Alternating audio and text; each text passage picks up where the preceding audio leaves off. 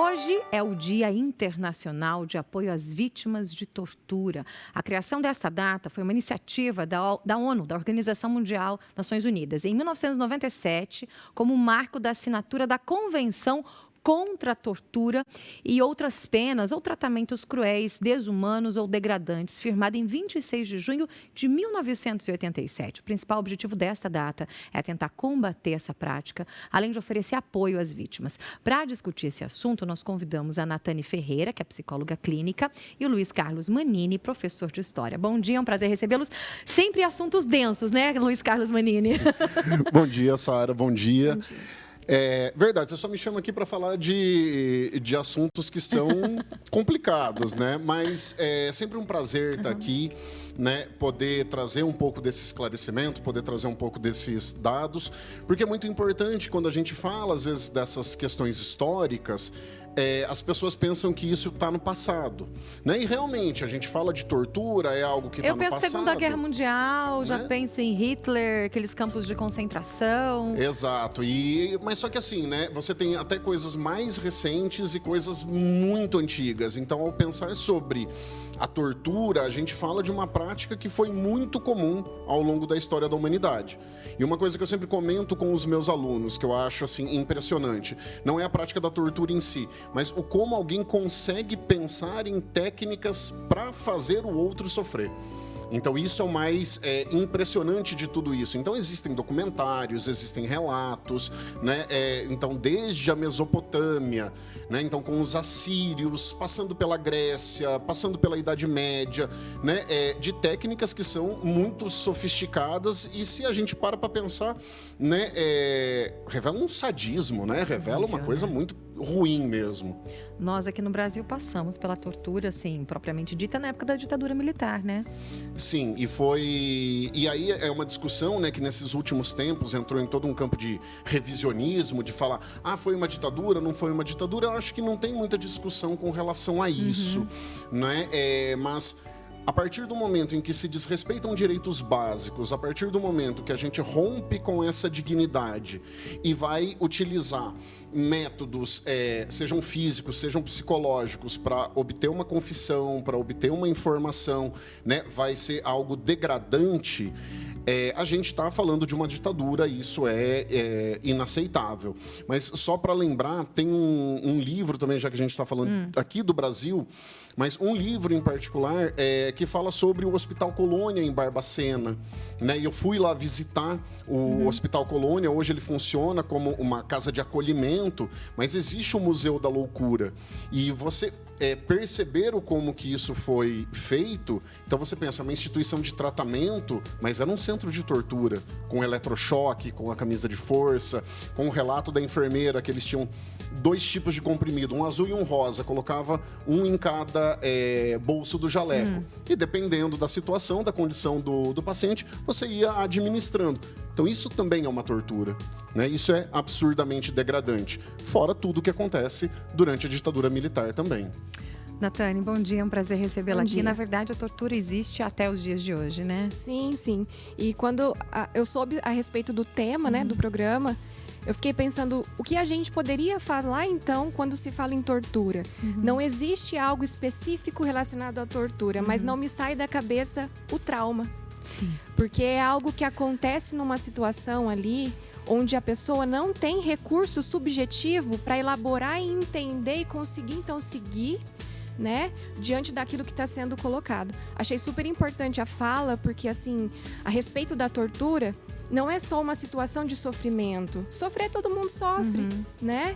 Mas é uma situação onde você está em sofrimento e existe um outro que sente prazer e se sente empoderado, né? Porque consegue, então, humilhar, tirar a dignidade. E sim, a palavra trauma vem aí de uma ruptura, né? Uma ruptura numa situação de desamparo extrema.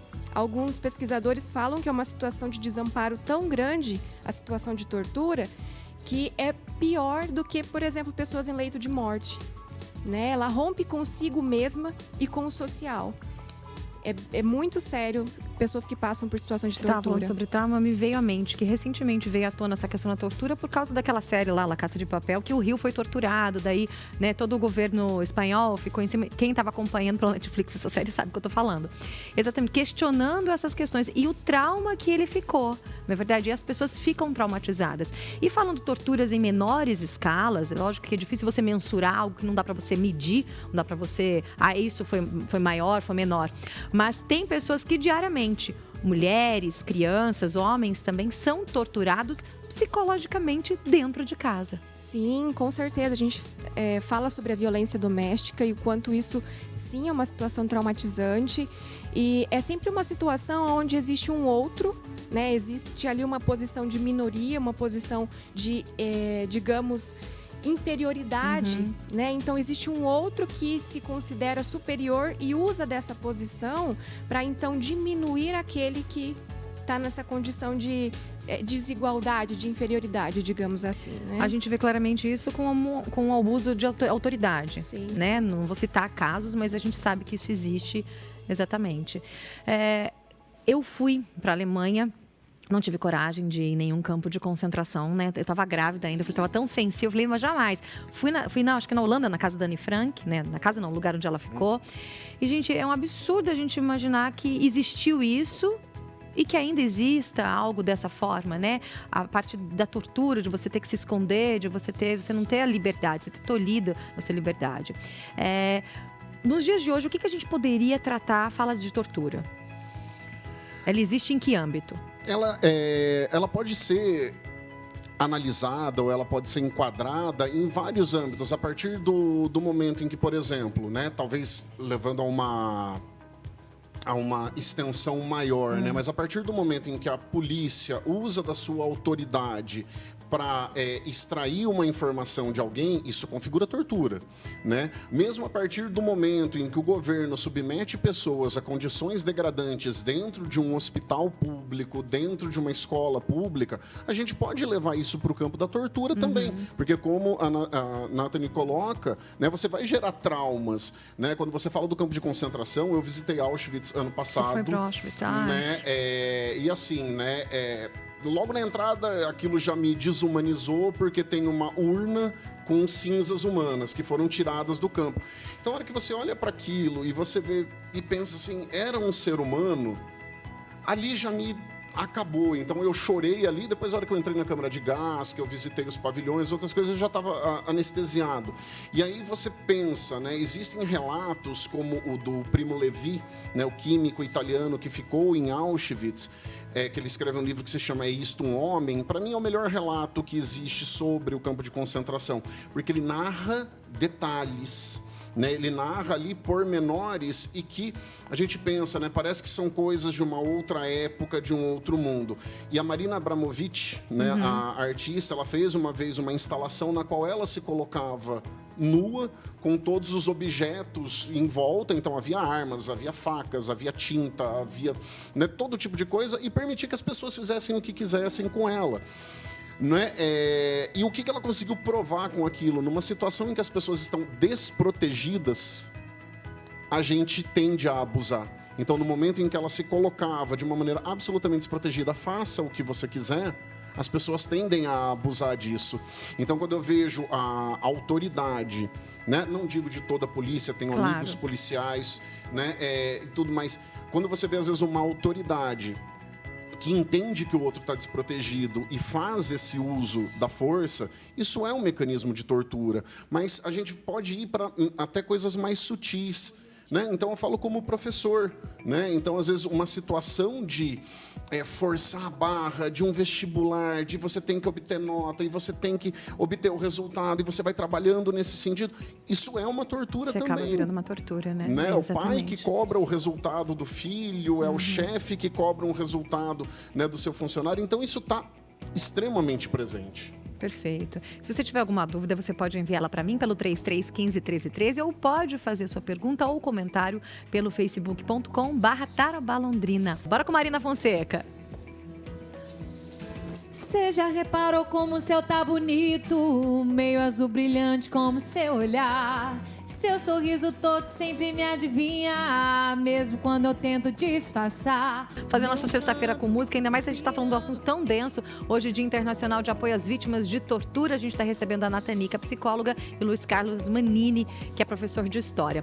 Bom, se hoje é o Dia Internacional de Apoio às Vítimas, eu acho que a gente tem que olhar com empatia para essa pessoa torturada, de seja que forma foi. Se de repente tem muita gente da ditadura que ainda está nos dias de hoje, um assunto é uma ferida ainda aberta, como o Luiz diz, né? Mas olhar com um olhar de empatia, né? De solidariedade. Acho que isso é muito importante, né? Eu acho que a discussão vai muito no sentido do que a gente pensa quando vai se falar sobre a questão do machismo, sobre a questão do racismo, sobre a questão da homofobia. Eu não posso falar e eu não posso dizer o que é certo ou errado sobre machismo, mas eu tenho que dar a voz para a mulher falar sobre isso. Eu não posso, como branco, falar o que é ou não racismo, mas o negro diz isso. Então eu acredito que o grande processo, que a grande vitória que a gente vai ter em meio a isso é dar voz para essas vítimas, dar voz para essas pessoas, para a gente conhecer isso, para a gente poder entender o que se passou e não minimizar, né? Muitas vezes a gente tem um hábito meio enraizado de minimizar aquilo que acontece com o outro, né? Então, tomar esse cuidado, dar voz, né? Ter esse cuidado de poder ouvir. Isso é empatia, né? E aí eu gosto muito, só para poder terminar, mas é o que eu sempre falo, eu gosto muito da palavra misericórdia, né? Porque misericórdia é você sentir no seu coração a miséria do outro. Né? Misericórdia. Eu nunca tinha pensado nisso, na raiz, no radical da palavra. Do cardíaco grego, né? Então, a misericórdia é quando você sente a miséria do outro no seu coração. Então, eu acho que isso é fundamental, né? Quando a gente está pensando em uma pessoa que passa por qualquer situação de tortura, qualquer uma mesmo. Perfeito. Sim. E pensando no que ele está falando a respeito de dar voz, eu acho importante usar essa voz, então, para falar do trauma e dar palavras. Conseguir elaborar o que aconteceu falando disso. Falando, se colocando aí, como a gente vê uns movimentos super interessantes nas redes sociais, né? Para conseguir elaborar tudo isso que as pessoas passam. Então, o que a gente faz com o trauma? A gente precisa ressignificar. E quando a gente pensa na questão da arte, da cultura, ela vem para ajudar nisso. Sim. E quando a gente pensa em live, por exemplo, não é o jeito que a gente arranjou para sobreviver essa quarentena e esse isolamento. Exatamente. Então a gente vai dando um significado para isso que poderia ser traumático para alguns, que não há recursos aí para superação nesse momento, mas também aqueles que têm ali um mínimo de subjetividade vai conseguir elaborar isso dessa forma. Né, em contato com o outro pelo virtual, nas lives, produzindo, desenhando, cantando, inventando coisas nesse momento. É aquilo que você falou, né? A gente tem que ressignificar o que nos acontece, tanto de bom quanto de ruim, porque o passado passou. Não dá para você voltar atrás, por mais indignado que a gente esteja, né? Esses dias mesmo, eu acho que, não sei se foi com você, que a gente recebeu uma mensagem de uma telespectadora aqui muito triste, ela falou assim, como que eu posso ser feliz, a gente tá falando sobre felicidade, se eu acabei de perder o meu marido por Covid, perdi meu filho no passado. Então, o passado passou, é triste, é doloroso, sofri um trauma, né? Eu fui torturado. Todo mundo passa, todo mundo sabe das suas mazelas, dos seus problemas e tudo mais. Mas é ressignificar, porque a nossa vida, o que a gente tem é o presente. O passado foi, e viver também de futuro, o futuro ainda não sabe se vai nem existir. E não é fácil, é muito simples a gente falar, né? Na teoria é lindo, gente, é muito fácil. Agora vai de cada um tentar agir dessa forma. A terapia é algo muito bom, conversar, colocar para fora, a expressão de arte, como a música. A música é um excelente instrumento de se expressar isso, e aquilo que você falou. Sim, é preciso... Desculpa. Só entrando na conversa, eu tenho uma música que se chama Não Me Toque, Não Me Rele, que deu mais de 50 mil views no YouTube e eu relatei um abuso. Ela falou, não me toque, não me rele, depois eu vou cantar ela pra vocês. E quando eu lancei, eu disse isso, que eu seria porta-voz de pessoas que não tinham força para falar. Então, através da música, elas poderiam usar para se expressar, né? E a gente relata entre linhas coisas que acontecem com abusos, né? E eu recebi N pessoas, testemunhos de pessoas que falam que, assim, foi libertador, a música fez elas se libertarem. Então, assim, isso é uma coisa que é importante para a música também, a gente Sim. poder ser porta-voz disso. Sim, e o abuso nada mais é que um tipo de tortura também, né? Sim, e Perfeito. muitas vezes de uma maneira mascarada, de uma maneira muito silenciosa, né? Então, poder se identificar com a letra de uma música permite também a pessoa se enxergar numa situação de vulnerabilidade e buscar ajuda. Porque primeiro precisa partir deste reconhecimento de sofrimento, Sim. né? Natane, obrigada, foi um prazer recebê-la. Luiz Carlos, obrigada, é um prazer recebê-los. Estão convidados para voltar mais vezes sempre. E depois a gente quer ouvir sua música, tá? Você não foge, não. Atenção, você, meu amigo, minha amiga que está assistindo a gente agora e que possui um financiamento de um veículo. Pode ser carro, pode ser moto, pode ser até caminhão, tá bom? Sabe quando você tem a sensação de que você comprou um carro, mas está pagando o valor de 2 ou até de 3? Você sabia que é possível reduzir o valor dos juros desse contrato? Calma que eu vou explicar para você. Mais um caso de sucesso de um cliente solucionador.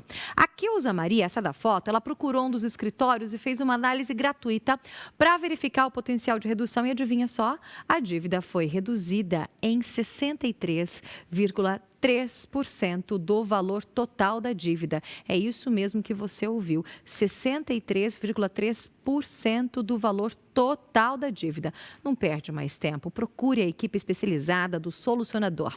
Faça agora mesmo a sua análise gratuita. O financiamento pode ser de carro, moto, até de caminhão. Entre em contato agora mesmo com a equipe do Solucionador. Ligue para o número 41 41 22 11 ou mande uma mensagem pelo WhatsApp 9916 22 11. Só o Solucionador oferece a você uma análise gratuita e a garantia do contrato. A gente vai para o intervalo rapidinho. Daqui a pouquinho a gente volta com mais Tarobá Cidade. Bora com música? Bora, eu vou cantar a música que eu falei. Então vamos lá. Não me toque, não me rele. Muito bom. E bem que tinham me avisado que eu tava me envolvendo com um cara errado.